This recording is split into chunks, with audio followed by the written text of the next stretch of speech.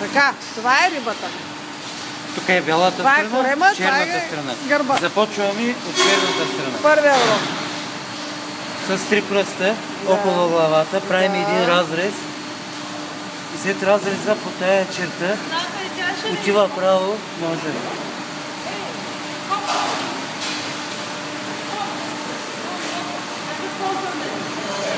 Ножа се вкарва плътно вътре.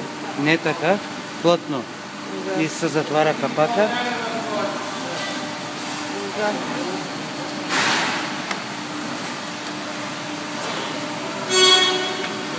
Връща се. По същия начин пак около главата има един разрез. От чертата.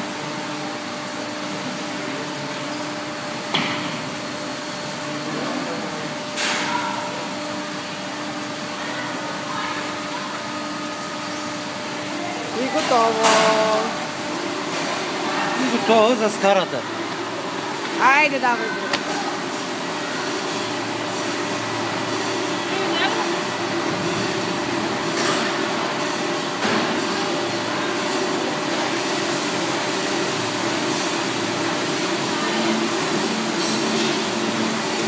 Супер!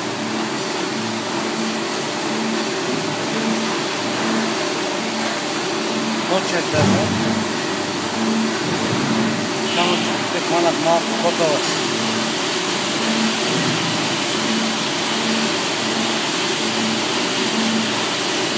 Това е хайвера. Ай. До тук да се свилма. Браво! И тая черната страна ще я дадем на машината да я минат кожата. Да. Така. Къде отиде рибата? Давай. Чакай, ма две са само. Така.